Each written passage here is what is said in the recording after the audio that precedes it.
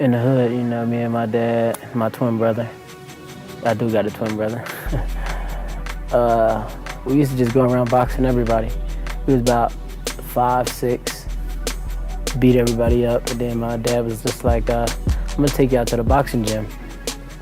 We were football players at the time. You know, we were good football players. We were very good at football. And we was just pressing him out, like, take us to the gym, take us to the gym. So at like 7, he took us to the gym, and ever since, I never left.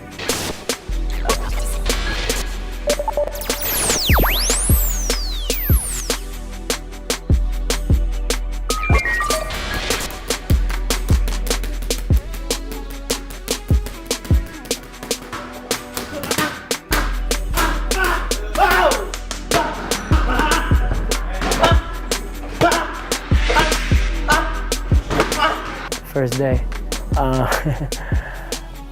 my dad, you know, big mouth guy. So he come in, he's like, man, my boy's this, that, this, and the third. So they automatically threw me in. Coach Mike, the same coach I got now, he's like, okay, if he the shit, we gonna throw him in. I looked at him as they were so small, but the fact is that they came in and inspired, you know, not just come in. Most kids just come in, hit the bag, and shy away from them. But these two kids came in, jumped right in the ring, which was odd. So they threw me in with the best 8-year-old they had. I was 7 at the time, you know. I beat him up, dropped him a couple of times, beat him up pretty bad. So they're like, okay.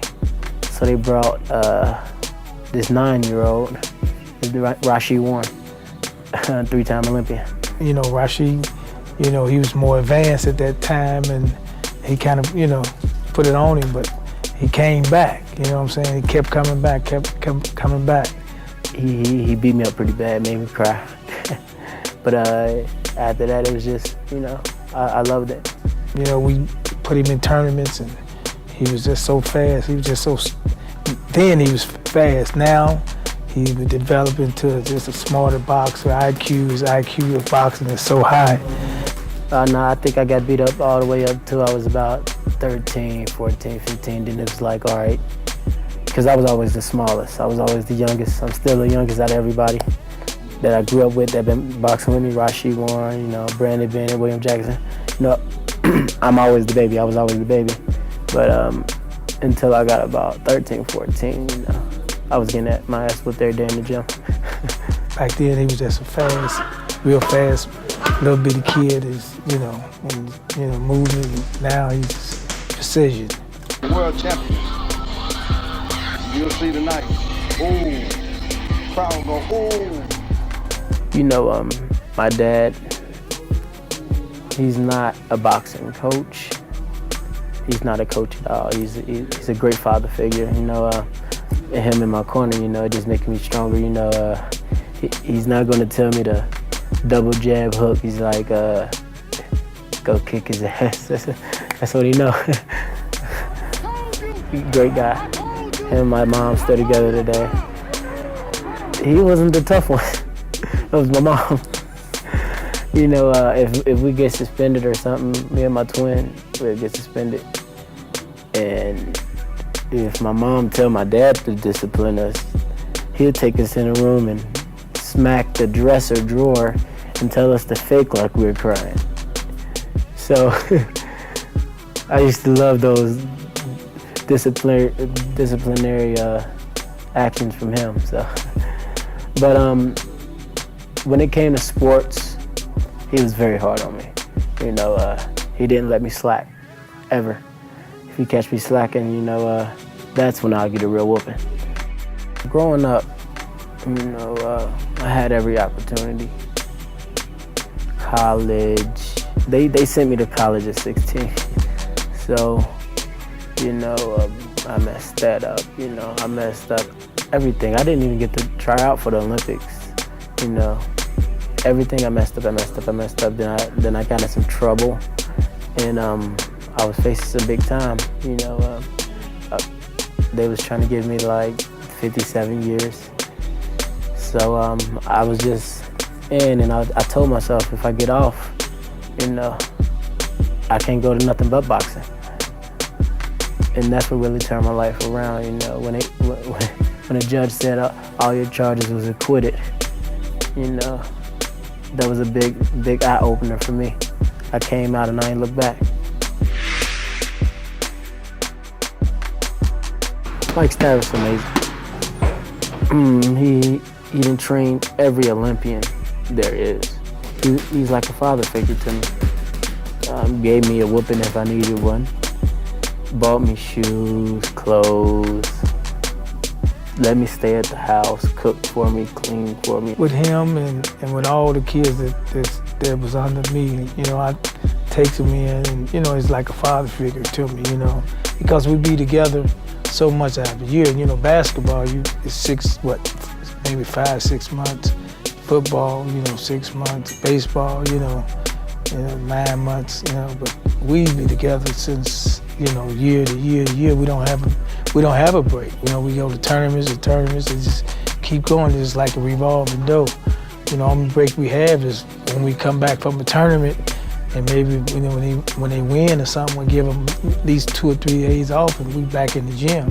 So it just keep going, you know. So it's a little different. Boxing is different sports, you know, it's like a family, more or less.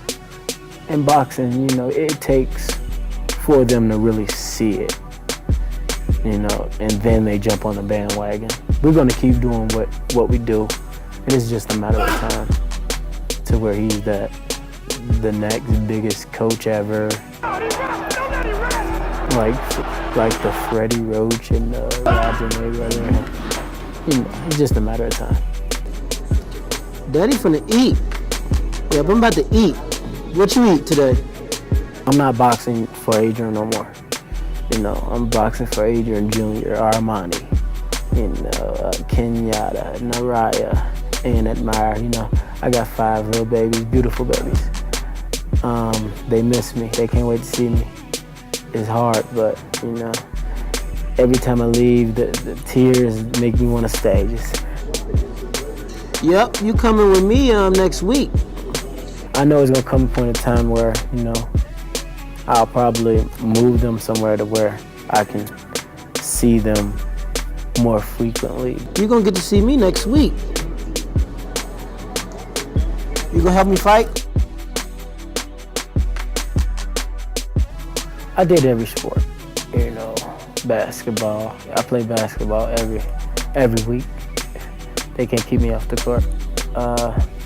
Play basketball, football, soccer, everything. You know, but it was just something about boxing. It was just in my heart. I love boxing. It's a different feeling. It's a different feeling.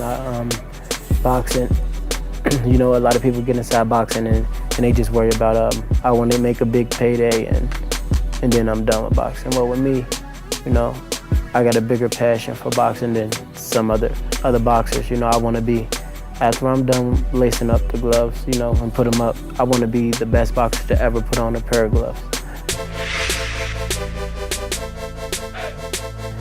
In boxing, you know, you can't be reckless. You have to take the bitter with the sweet. You have to, you know, you have to do different things with different folks. You know, Ponce de Leon, champion, again. He's a world champion. When I fought him, he had more knockouts than I even had fights. You know, what I was 19, you know, 19-0. When he was setting the stage so high, that's how they looking, all the fans looking. But you know, so this stage is so high, so it's just like that, you know. Going against a former champion, knockout artist, you know. So going into that fight, I knew what he is capable of. He can hit. It was just a learning fight, and you know, I mean, you can't say all of them's tough. It's a learning. That was just another form of him learning and figuring this guy out. So I get in, make my adjustments, and then I'm like, why go in there and bang with this guy when I could just outbox him and make it an easy night and get on to the next one?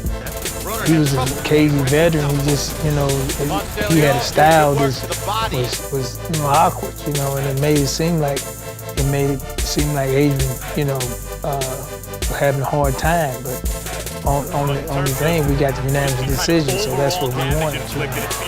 Because no matter what, as long as you win it, they can't say nothing. And I got a unanimous victory, unanimous decision in his hometown, so I did my thing.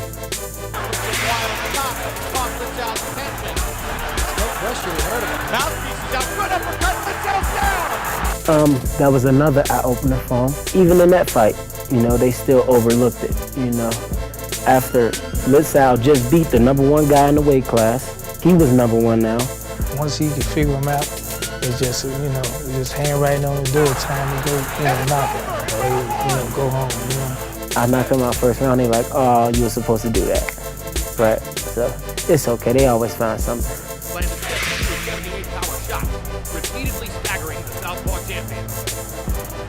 I knew he could take a beating. I knew that he tried to weather the storm with a lot of guys, and then he tried to come on strong. But we was gonna cut him off and catch him like that because we thought he was gonna box us. But we seen that he was coming forward, so it made it really kind of easy for Adrien. With me, a lot of people don't know. You know, I get stronger as the fight goes. Stronger. I'm gonna keep the press on you. Adrien, even though he was a light, you know, 130 pounder, he's really not. He's strong as a welterweight. And inside the fight, you know, after about the third round, I'm like, man, he has nothing else on his shots. He's too slow. I mean, the guy was slow as cold syrup, you know. I was like, you're not gonna hit me with none of that stuff, so I was able to stay there and land some big shots. And I knew that going into the fight, I told my coaches, I'm like, you know, because I don't study tape, but I know boxers, and I know Antonio DeMarco. I've seen him fight before. He got the heart of a lion, so no matter what I did, no matter how bad I beat him, he'd never want to quit.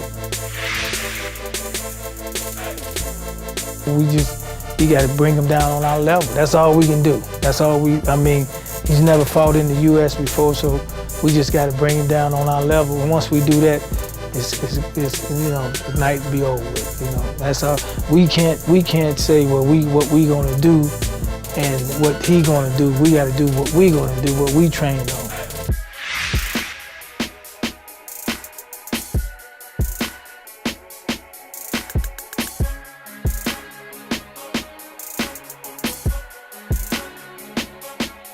You gotta bring it to you, man. You know, I don't call it Colorado Springs. It's Cincinnati Springs. Yeah, you make. I was always told, man, it don't matter where you are. You make it what it is. And, like for me, Colorado is cool, man. I make weight eating steak and potatoes every night. Eat good. I can sneak ice cream. You know, I mean, I don't say I do it. Apple pie, you know. But I'm saying, you know, I make weight comfortable. I'll down the line, you know, I think at the end of the year, I'll probably be fighting at 140. But right now, we're gonna worry about this fight on the 16th against Cabbage. What's his? I don't know his name. I don't know his name. I don't know these guys. Little Cabbage. Fat boy. Yo, you chubby, man. He might come in overweight. That's good. That's just some spending money. That's all it is. And we still gonna let him fight. I don't care if we come in 150. Have sex. Are you one of those believers in not having sex before the fight?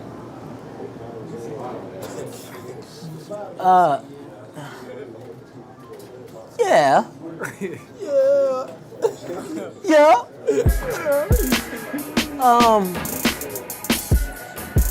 Cause I'm away. As long as I'm away from my girl. Yeah. Yeah, everybody's fun. Yeah.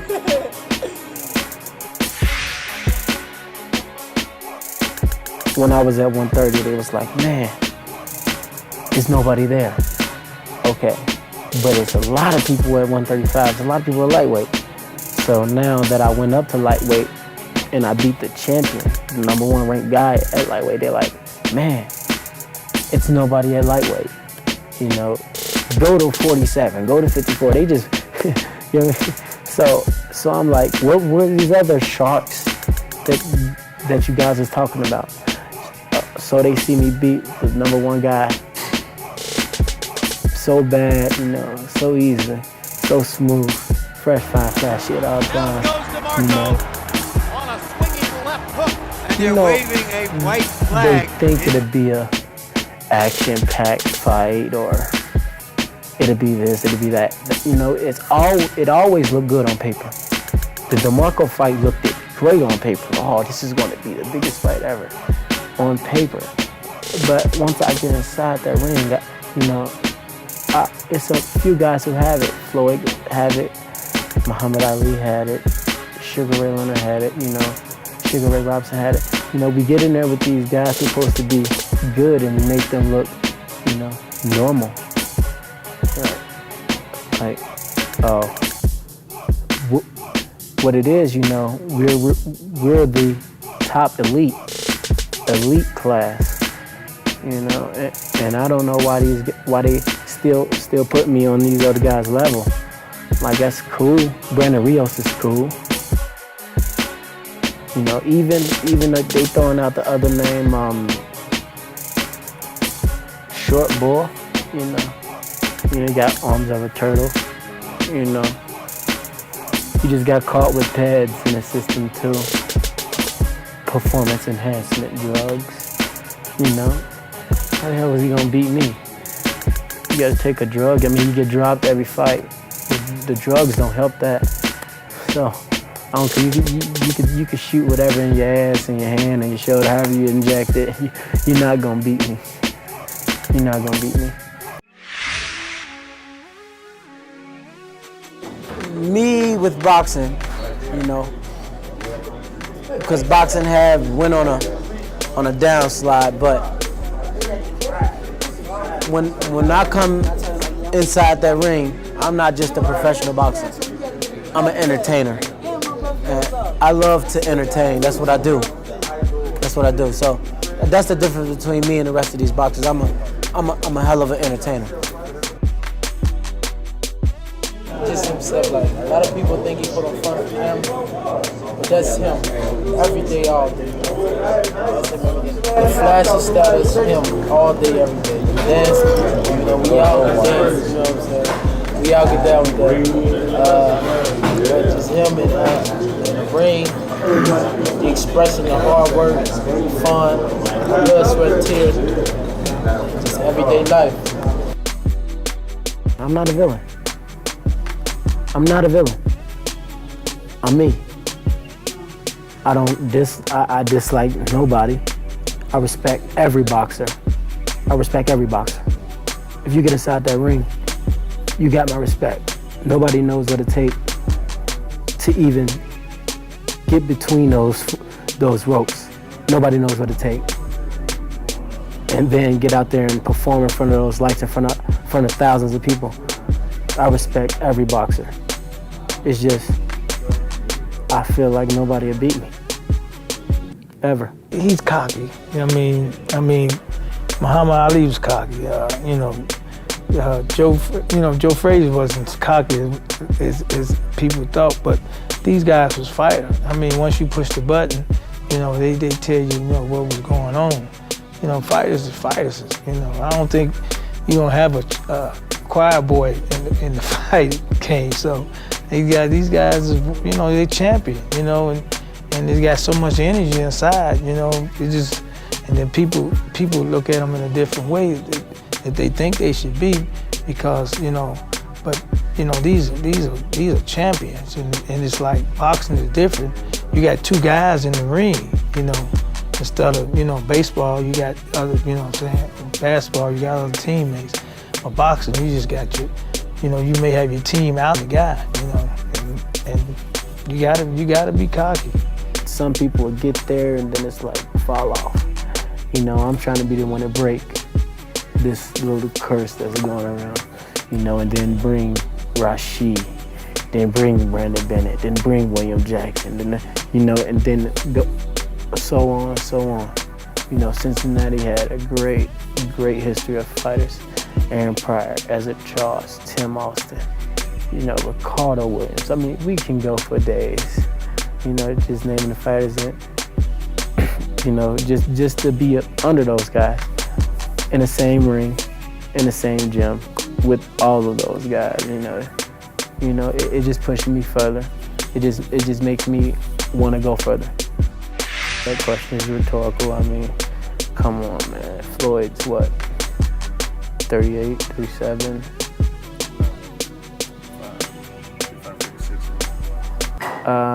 No, I think he's like 37. He got a couple fights left. I look at it like this.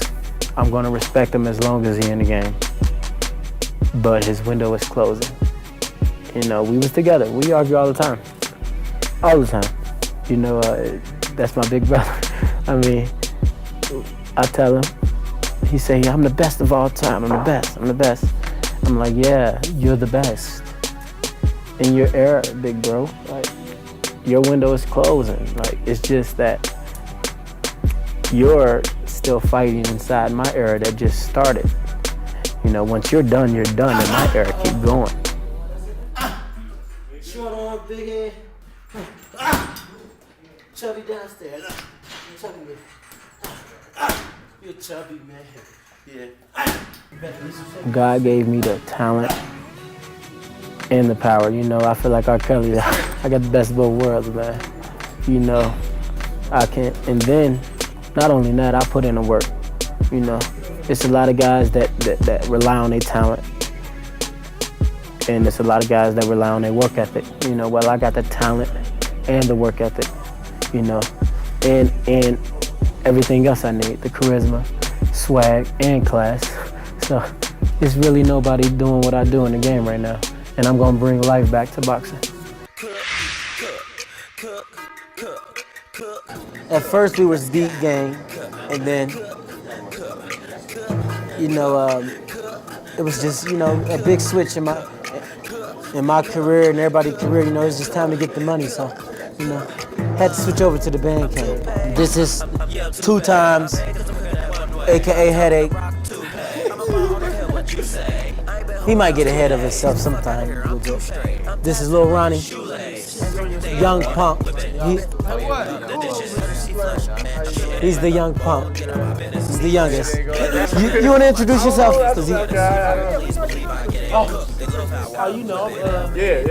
Trey Reese. That sound like Trey Songz.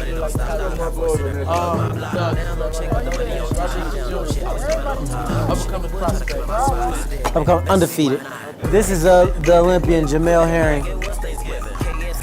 This is the second young punk,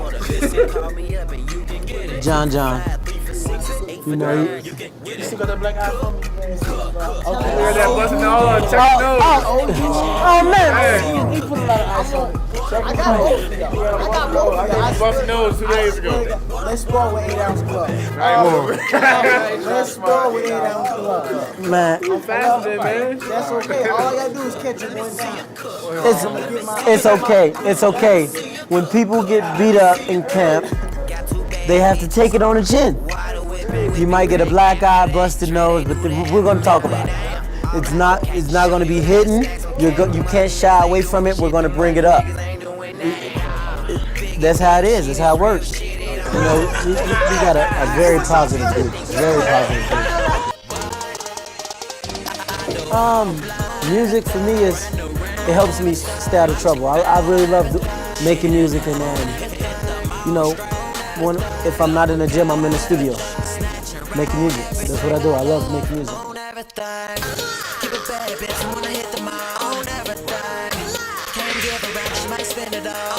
Meek Mill, Wayne. I really don't listen to rap. I listen to my music, but I'd rather listen to Trey Songz or something.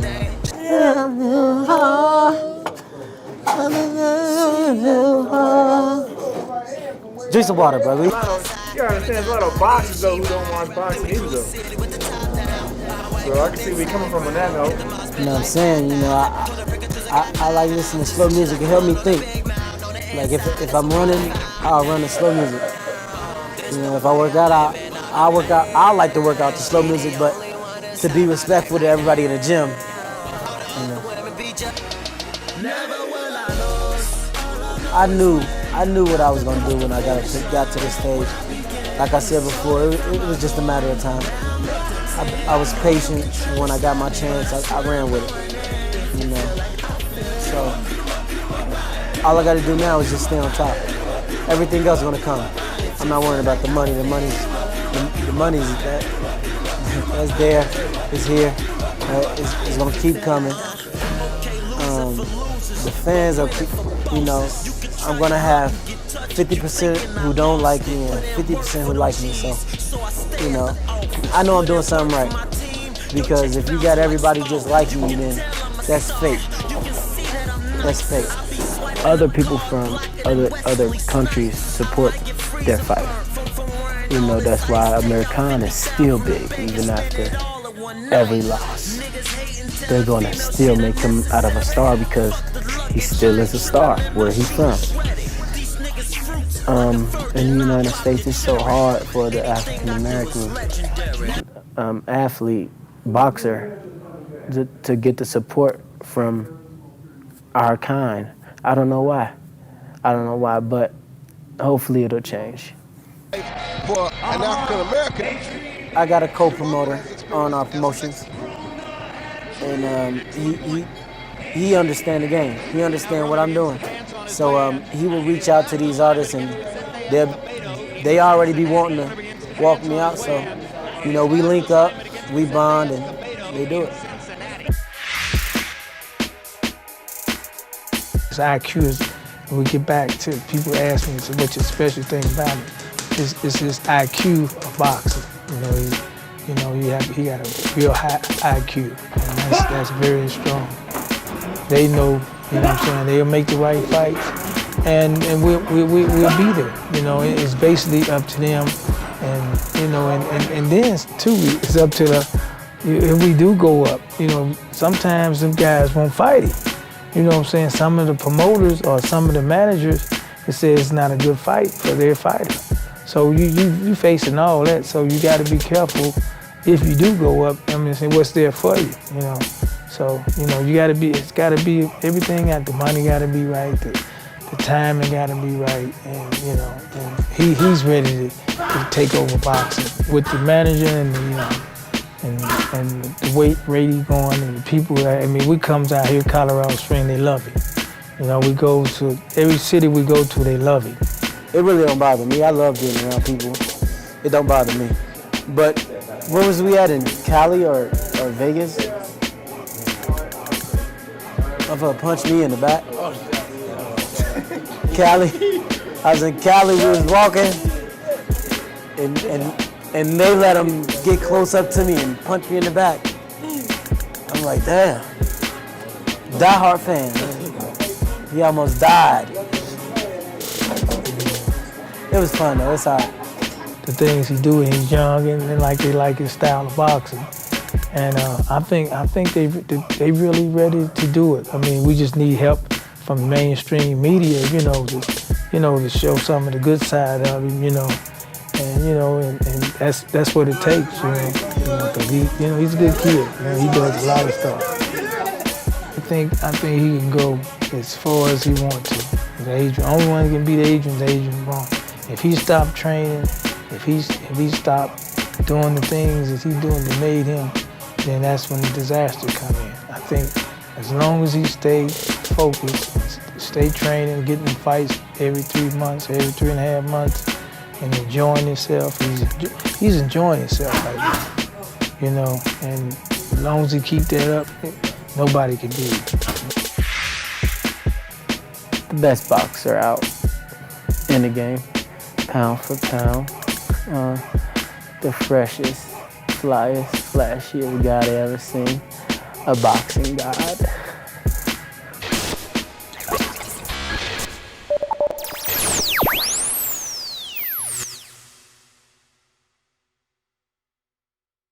That's when I'll get a real whooping.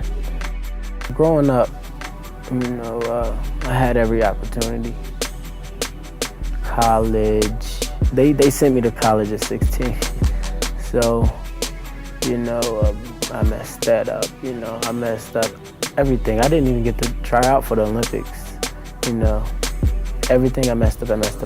Then I got in some trouble, and I was facing some big time. They was trying to give me like 57 years. So I was just in, and I told myself, if I get off, I can't go to nothing but boxing.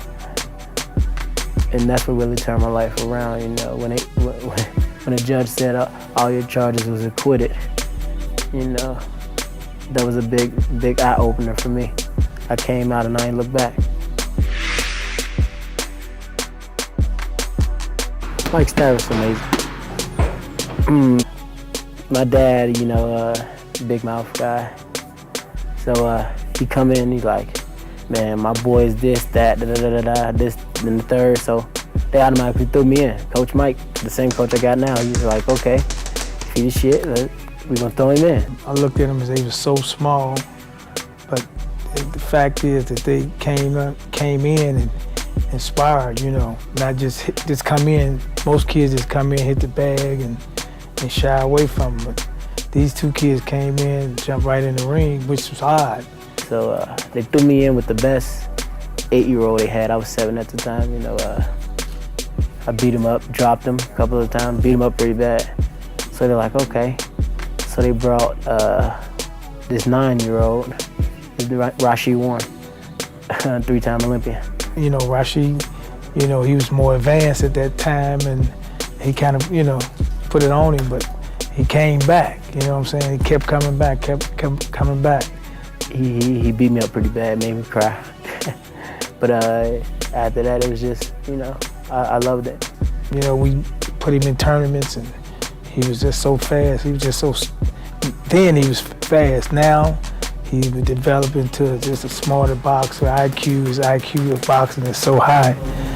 No, I think I got beat up all the way up till I was about 13, 14, 15. Then it was like, all right, because I was always the smallest. I was always the youngest. I'm still the youngest out of everybody that I grew up with that been boxing with me. Rashid Warren, Brandon Bennett, William Jackson.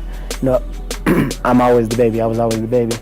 But until I got about 13, 14, I was getting my ass whooped every day in the gym. Back then, he was just a real fast, little bitty kid. Moving. Now he's precision. World champion. You'll see tonight. Ooh, crowd go ooh. My dad in the hood. Me and my dad, my twin brother. I do got a twin brother. We used to just go around boxing everybody.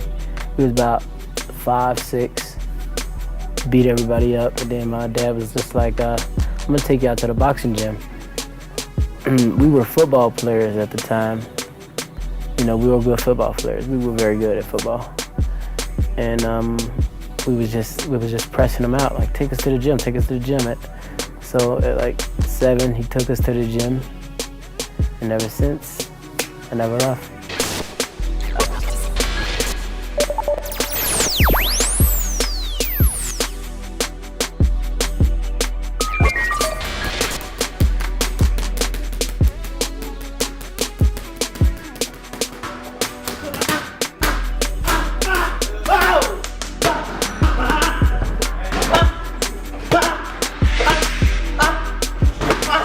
First day.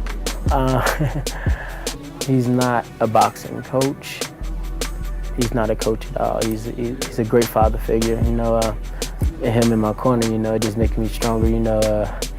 He's not gonna tell me to double jab hook. He's like, go kick his ass. That's what he know. Great guy. Him and my mom still together today. He wasn't the tough one. It was my mom. If we get suspended or something, me and my twin would get suspended. And if my mom tell my dad to discipline us, he'll take us in a room and smack the dresser drawer and tell us to fake like we were crying. So I used to love those disciplinary actions from him. So, but when it came to sports, he was very hard on me. You know, he didn't let me slack ever. If you catch me slacking,